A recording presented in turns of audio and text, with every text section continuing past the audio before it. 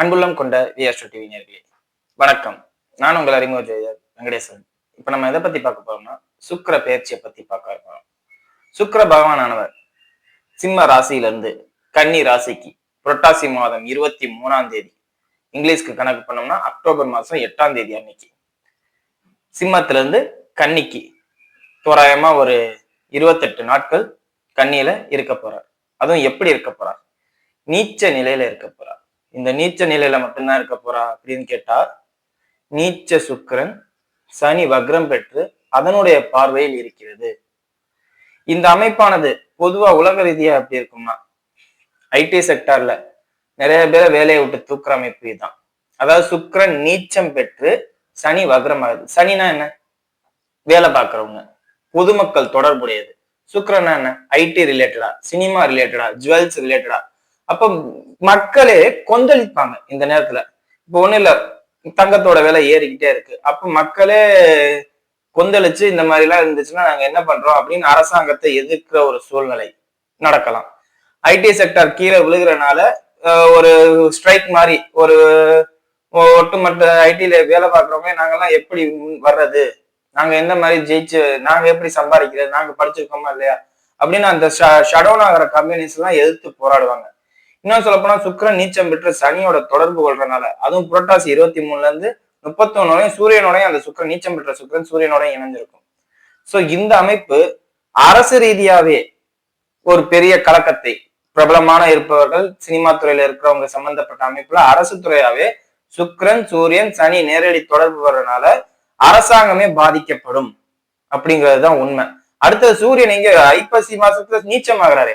அப்ப அரசாங்கம் கீழே விழுகுதுன்னு தானே அர்த்தம். அரசாங்கம் மக்களின் எதிர்ப்பை சம்பாதித்துக் கொள்ளும். இந்த சுக்கிர பெயர்ச்சி அக்டோபர் 8க்கு அப்புறம், ஐப்பசி அதாவது புரட்டாசி 23க்கு அப்புறம் நிறைய மாற்றங்கள் நடக்கும். அரசியல் ரீதியாவே நிறைய பிரச்சனைகள் வெளியில வரும். அதே மாதிரி பிரபலத்துவமா இருக்கிறவங்க எல்லாம் கைது செய்யப்படுவாங்க. அதே மாதிரி சிறந்த நடிகராக இருப்பவர்கள்லாம் உடல்நிலை கொஞ்சம் கவனம். ஏன்னா சுக்கிரன் நீச்சம் பெற்று சனியோட தொடர்பு கொள்ளும்போதுல ஒரு பெரிய நடிகரோட இழப்பு இல்ல அவருக்கு உடல்நிலை பாதிப்பு இந்த மாதிரி விஷயங்கள்லாம் நடக்கும். அதே மாதிரி சினிமா சம்பந்தப்பட்ட அமைப்புகள்ல வேலை பார்க்கறவங்க எல்லாம் கொஞ்சம் கவனமாகவும், கலைத்துறையில இருக்கிறவங்க எல்லாம் ரொம்ப கவனமாவும் இருக்கும். சுக்கிரனாவே கலை, கலை சம்பந்தப்பட்ட விஷயங்கள், அதாவது படிக்கிறதுக்கு தான் புதன் தேவை. அதை செயல்பாட்டுல கொண்டுட்டு வந்து சம்பாதிக்க தெரிஞ்சதுக்கு சுக்கிரன் தான் தேவை. சோ கலையை வச்சு சம்பாதிக்கிறவங்களா இருக்கும் பட்சத்தில், ஆயக்கலைகள் 64 வச்சு சம்பாதிக்க தெரிஞ்சவங்களா இருக்கும் பட்சத்தில் நீங்க இந்த காலகட்டத்துல ரொம்ப கவனமா இருக்கணும் அப்படிங்கிறத சொல்லணும். சரிங்களா? இப்ப வாங்க 12 ராசிகளுக்கும் எப்படி இருக்கும் அப்படிங்கிறத பார்ப்போம். மிதுன ராசி அன்பர்களே, ராசிக்கு 4ஆம் இடத்தில் சுக்கிரன் நீச்சம் பெறுகிறார். யார் 4ஆம் அதிபதி? 4ஆம் இடத்துல நீச்சம் பெறுவர் 5ஆம் அதிபதி. அதை மறக்க கூடாது. சனியோட தொடர்பு கொள்கிறார். குழந்தைகளை ரொம்ப ரொம்ப கவனமாகவும் எச்சரிக்கையாகவும் பார்த்துக்க வேண்டிய காலகட்டம். ஏன்னா எடுத்தோடனே குழந்தைகள் வர அப்படின்னு கேட்காதீங்க.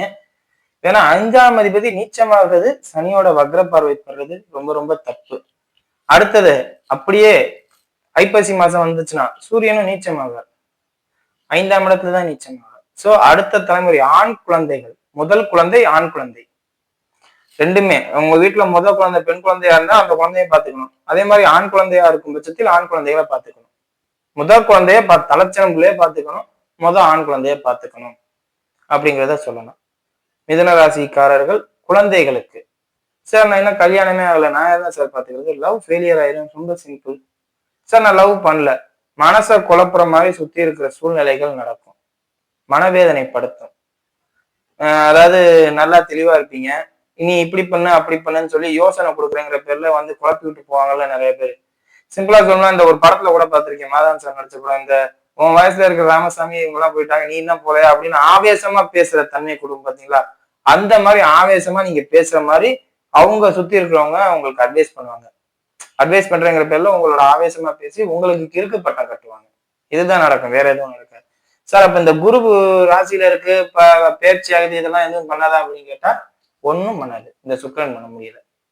ஏன்னா குருவானவர் நீண்ட கால பலன் தருவார். சுக்கிரனானவர் அந்த ஷார்ட் டைம் பீரியட்ல கொடுத்துட்டு போறாரு. அந்த ஷார்ட் டைம் பீரியட்ல கொடுத்துட்டு போயிடுவாரு. சோ யதார்த்தமா நடக்கிறதா மனம் மாற்றம், மனம் பித்து பிடிக்கிறது, மனசால உடஞ்சு போறது, குழந்தைகளால ஒரு அசிங்கத்தை அனுபவிக்கிறது. குழந்தைகளால் நிச்சயம், அதாவது மிதுனராசி பெற்றோர்களாக இருந்து எனக்கு இந்த வயசு பொண்ணு இருக்கு, பையன் இருக்கேன் அப்படிங்கிற மாதிரி அமைப்புல இருக்கிறவங்களா இருக்கும் பட்சத்தில் அவங்களால ஒரு நிச்சயம் மன வருத்தம், கலக்கம், அவமானம் ஏற்படும். இல்லாட்டி அவங்களாலே போலீஸ் ஸ்டேஷன் வரையும் போயிட்டு வர சூழ்நிலை. குறிப்பா அவங்கள ரொம்ப கவனமா பார்த்துக்கங்க. சரிங்களா? குழந்தைகள் சம்பந்தப்பட்ட அமைப்புல இருக்கவங்க. அதே மாதிரி உங்களுக்குமே இதயம் சம்பந்தப்பட்ட நோய் இருப்பவர்களாக இருக்கும் பட்சத்தில் கொஞ்சம் கவனமா இருங்க. காரணம் என்ன? சூரியன் 5ஆம் இடத்தில் நீச்சமாகிறார். 5ஆம் அதிபதி நீச்சமாகிறார், சூரியன் 5ஆம் இடத்தில் நீச்சமாகிறார், சனி தொடர்பு கொள்றார். சோ இதயம் சம்பந்தப்பட்ட பாதிப்பு உள்ளவர்கள் ரொம்ப கவனமா இருக்கணும். இல்லாட்டி உயிருக்கு ஆபத்து ஏற்பட வாய்ப்பும் இருக்கு. ஏன் உயிருக்கு ஆபத்து? புதன் அடிக்கடி அஸ்தமனம் ஆயிடுவார். உங்க ராசியாதிபதியே புதன். அவர் அஸ்தமனமான என்ன ஆகும்? நம்ம ஆள் இல்லைங்கிறதுக்கு பேர் தான் அஸ்தமனமே. சோ அந்த அமைப்புகள் இதயம் சம்பந்தப்பட்ட பாதிப்பு, முதுகு தண்டுவடத்துல ஆபரேஷன் பண்ற சூழ்நிலை, அதுல ஆல்ரெடி ஆபரேஷன் பண்ணுவாங்க. குறிப்பா பெண்கள், தாயான பெண்கள், ஏன்னா தாயான பெண்கள் அனைவருமே முதுகெலும்புல ஊசி போட்டுத்தான் குழந்தையை பெற்றெடுப்பாங்க. அனஸ்தேசியா யூஸ் பண்ணுவாங்க, முதுகெலும்புல ஊசி போடுவாங்க.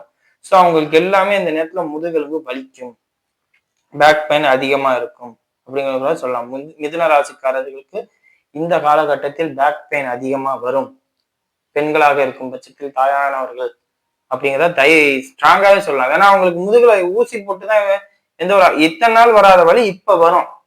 டாக்டரை போய் பார்க்கணும், எனக்கு முடியல அப்படின்னு சொல்ற சூழ்நிலை வரும்.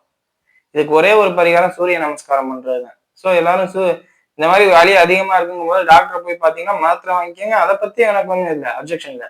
அதை பண்ணிட்டு அப்படியே சூரிய நமஸ்காரமும் பண்ணுங்க. அந்த 12 புஷ், அந்த 12 வகையான ஆசனங்களையும் செய்யறதுக்கு பேர் தான் சூரிய நமஸ்காரம். அதை பண்ணீங்கன்னாவே 90% முதுகு வலி குறையும் அப்படிங்கிறத சொல்லலாம். சரிங்களா? மற்றபடி ஓரளவுக்கு எந்த பாதிப்பும் இல்லை. அதிகமான மருத்துவ செலவு, அனாவசியமான செலவு இந்த காலகட்டத்துல நீங்க பண்ணுவீங்க. அது உங்களுக்கு மாற்ற முடியாது. குறிப்பா தந்தைக்கு கிட்னி சம்பந்தப்பட்ட அமைப்புகளோ, நுரையீரல் சம்பந்தப்பட்ட அமைப்புகளோ பாதிக்கப்படும். அதெல்லாம் கொஞ்சம் கவனமா பார்த்துக்கங்க.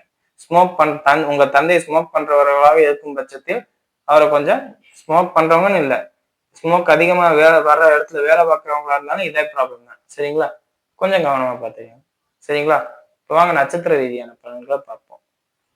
மிருகசீரிச நட்சத்திரக்காரர்கள். நட்சத்திராதிபதி ராசிக்கு 5ல், பரவாயில்ல. ஆனா செவ்வாயோட அஸ்தமனப்படுத்தப்படுறார். சரி, சூரியன் அஸ்தமனப்படுத்துவார் செவ்வாய. அப்படிங்கும் போது இந்த காலகட்டம் உங்களுக்கு இடுப்புக்கு கீழ் உள்ள பகுதி, பாதம் சம்பந்தப்பட்ட அமைப்புகள்ல பிரச்சனை வரும். பாதத்துல குறிப்பா. ஏன் பாதம்? 12ஆம் அதிபதி சுக்கிரன். அப்ப கண்ணாடி நடந்து செருப்பு இல்லாம நடந்து போறதுனால கண்ணாடி குத்துறது. சுகர் பேஷண்டா இருந்தா ரொம்ப ரொம்ப கவனமா இருக்கணுங்க. நீங்க மிருகசீரிச நட்சத்திரக்காரர்கள் சுகர் பேஷண்டா இருந்தா இந்த காலகட்டத்துலதான் ரொம்ப ரொம்ப கவனமா இருக்கணும். சுக்கரன் யாரு? சுகரு. சனி தொடர்பு கொள்றாரு, 12ஆம் அதிபதி சனி தொடர்பு கொள்றாரு. சோ கால்ல முள்ளு குத்தி காலை எடுக்கிற சூழ்நிலை வர்றது இந்த காலகட்டம் தான். தயவு செஞ்சு சுகர் பேஷண்டா இருந்தா காலை செப்பலை போட்டுட்டு போங்க. காலில் ஏதாவது குத்துற மாதிரி இருக்குன்னா டாக்டர் எனக்கு காலில் ஏதோ குத்துற மாதிரி இருக்குன்னு பாருங்க. ஆணிக்கால் வருது, காலில் ஆணி வைக்கும் பார்த்திருக்கீங்களா? அதெல்லாம் உங்களுக்கு தான் இந்த காலகட்டத்துல. பாதத்துல அதிகமான பிரச்சனை வரும். உயிருக்கு ஆபத்து இல்லை, ஆனா கால் எடுக்கணும்னா அது எவ்வளவு பெரிய கஷ்டமான விஷயம். அதெல்லாம் பாத்துங்க. உயிருக்கு ஆபத்து இல்லை, ஆனா அந்த வாழ்நாள்ல மறக்க முடியாத அளவுக்கு ஒரு அடி விழுங்கும்பாங்கல்ல, அந்த மாதிரி விஷயங்கள் நடக்கும். திருமணமானவர்களாக இருக்கும் பட்சத்தில் மனைவியை பிரிந்து வாழும் தன்மை ஏற்படும். அதே மாதிரி அவங்களுக்கு உடல்நல பாதிப்பு ஏற்படும். அவங்களுக்கு உடல்நலம் பாதிக்கப்படுறதுனால உங்களுக்கு மருத்துவ செலவு ஏற்படுறது. சோ இந்த விஷயங்களை கொஞ்சம் கவனமா பார்த்துக்கோங்க. அதே மாதிரி பொருளாதார ரீதியா அவங்களை பாதிக்காது, ஆனா மருத்துவ செலவுகளை அதிகமா கொடுப்பாரு இந்த காலகட்டத்துல அப்படிங்கிறத ஞாபகம் வச்சுக்கணும். பல் சம்பந்தப்பட்ட அமைப்பாலையும் எலும்பு சம்பந்தப்பட்ட அமைப்பாலையும் பாதிப்பு உண்டு.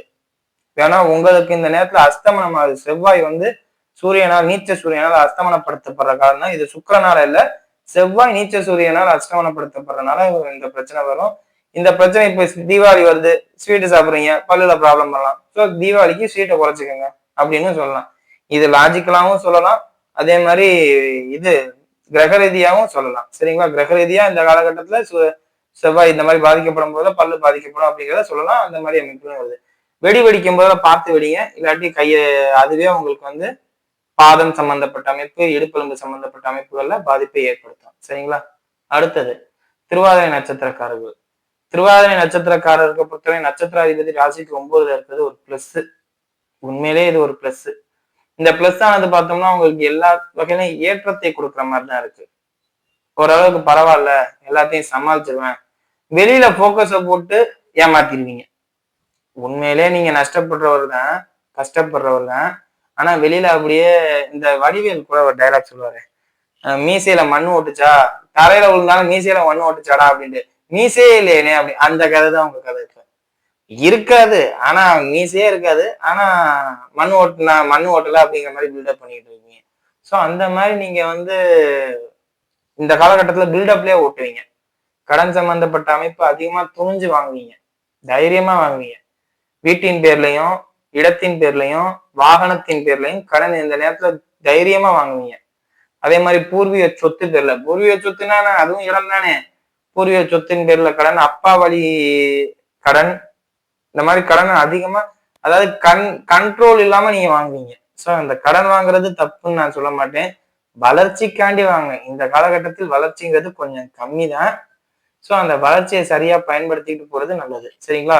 முதலீடு அதிகமா இப்ப ஷார்ட் டைம்ல வெடிக்கடை போட்டு என்னால சம்பாதிக்க முடியுமான்னு கேட்டா உங்க பேர் வெளியில வரும். ஆனா அதுல சம்பாதிப்பீங்களான்னு கேட்டா இல்ல. சரிங்களா? சோ இத மட்டும் கொஞ்சம் கவனமா இருங்க. கடன் வாங்குறது தப்புன்னு நான் சொல்ல மாட்டேன். அந்த கடன் உபயோகப்படுற மாதிரி போனா தான் அது நல்ல வாங்கின கடனுக்கு மரியாதை. இல்லாட்டி என்ன ஆகும்? தேவையில்லாம வாங்கி நம்ம தேவையில்லாம செலவு பண்ணி எல்லாத்தையும் இழக்கிற சூழ்நிலையை உருவாக்கிறோம். பொருளாதார ரீதியா உங்களை முடக்கும் அப்படின்னு தான் சொல்றேன். குடும்ப ரீதியாவோ, உடல் ரீதியாவோ உங்களுக்கு எந்த பாதிப்பும் வராது திருவாதிரை நட்சத்திரக்காரர்களுக்கு அப்படிங்கிறத சொல்றேன். சரிங்களா? அடுத்தது புனர்பூச நட்சத்திரக்காரர்கள். புனர்பூச நட்சத்திரக்காரர்களை பொறுத்தவரையும் நட்சத்திராதிபதி ஐப்பசி மாசம், அதாவது இது 23 காசாகனா 7ஆம் தேதி, அதுல இருந்து 7ஆவது நாள் உச்சமாகிறார் உங்க நட்சத்திராதிபதி. சோ இது வந்து உங்களுக்கு மைனஸ்ன்னு சொல்ல முடியாது. ஏன்னா தேவகுரு வந்து பிளஸ்ன்னா சுக்கரன் மைனஸ் ஆனாதான் மதிப்பே. அசுரகுரு மைனஸ் ஆகணும். அப்பதான் உங்களுக்கு பிளஸ். தவறுகள் ஒழிக்கப்பட வேண்டும் நினைக்கிறவர் நீங்க. தப்ப பண்றவன சரியா பண்ணா தப்பு இல்லைன்னு சொல்றவனா காலியானாதான் உங்களுக்கு மரியாதை அப்படின்னு நினைக்கிறவர் நீங்க. அப்படி இருக்கும் போதுல என்ன ஆகும்? சுக்கிரன் நீச்சமாகும் போதுல உங்களுக்கு வந்து மரியாதை கூடும், மதிப்பு கூடும், எல்லாமே பெரிய லெவல்ல வரும். உங்களை எதிர்த்து நின்னவங்க உங்களை பணிவாங்க. உங்களை கோர்ட்டு கேஸுக்கு வாடான்னு சொன்னவங்க எல்லாம் பணிவாங்க. உங்களை அவமரியாதை பண்ணவங்க எல்லாம் உங்களுக்கு சரண்டர் ஆவாங்க அப்படின்னு சொல்லலாம். அதே மாதிரி உடன் பிறந்த சகோதர சகோதரிகள் எல்லாம் உங்களை மதிப்பாங்க. சொத்து ரிலேட்டடா இத்தனை நாள் எவ்வளவோ கேஸ் போட்டிருக்கலாம். இன்னைக்கு உங்களை புரிஞ்சுக்கிறதுக்கு உண்டான சூழ்நிலை அமையும். ரைட்டு, அண்ணன் இப்படி இதுக்காண்டி தான் இவ்வளவு பண்ணியிருக்காங்க, தம்பி இதுக்காண்டி தான் பண்ணியிருக்காங்க, அக்கா இதுக்காண்டி தான் பண்ணியிருக்காங்க, தங்கச்சி இதுக்காண்டி தான் பண்ணியிருக்காங்க அப்படின்னு உங்களை புரிஞ்சுக்கிற சூழ்நிலை வரும். இந்த அமைப்பு மத்த எந்த நட்சத்திரத்துக்கும் சரியா இருக்கோ இல்லையோ உங்க நட்சத்திரத்துக்கு சூப்பர். என்ன பொறுத்தவரை அந்த ஆடம்பரம் விரும்பாதவர் நீங்க, அத்தியாவசியத்தை விரும்புறவர் நீங்க. அந்த அத்தியாவசிய புரிதலை எல்லாருக்கும் கொடுத்துருவீங்க அப்படிங்கிறத சொல்லலாம். பூர்வீக சொத்துல வழக்கு சம்பந்தப்பட்ட அமைப்புகள் இருந்தாலும் ஜெயிச்சு வந்துருவீங்க, பாதிக்காது. தொழில்ல வழக்கு போட்டிருப்பாங்கல்ல, தொழில் ரிலேட்டடா ஏதாவது கேஸ் போட்டு இல்ல தொழிலுக்காண்டி வெளிநாட்டுக்கு போறது, வெளிமாநிலத்துக்கு போனது அதெல்லாம் நடக்கும். தொழிலுக்காண்டி வெளியூர் போறது, வெளிநாடு போறது நல்லபடியா நடக்கும். கவர்மெண்ட் கான்ட்ராக்டர்ஸ்ல தொழில பண்ணிருக்கவங்க பட்சத்தில் கேஸ் போட்டிருப்பாங்க. அந்த கேஸ்ல எல்லாம் ஜெயிச்சு வெளியில வர்றது. அதே மாதிரி இரட்டிப்பு லாபம் சம்பாதிக்கிறது தொழில்ல. இந்த சுக்கிரன் நீச்சமாகறதுக்கான உங்களுக்கு அற்புதமான காலகட்டம் தான் என்ன பொறுத்தவரை. சரிங்களா? அதே மாதிரி தொழில்ல புதிய நண்பர்கள் சேர்ந்து என்னையும் சேர்த்துக்கங்க நானும் சம்பாதிக்க வரேன் அப்படிங்கிற சேர்ந்துக்கிறது. புதிய புதிய அறிமுகங்களால் பெரிய இடத்துக்கு போற அமைப்புல உள்ளவங்க நீங்க இந்த காலகட்டத்துல. சோ இந்த காலகட்டத்துல தொழில் ரிலேட்டடா உங்களுக்கு எந்த பாதிப்பும் இல்லை, பணம் ரிலேட்டடா எந்த பாதிப்பும் இல்லை, பொருளாதார ரீதியா எந்திரிச்சு நிற்பீங்க.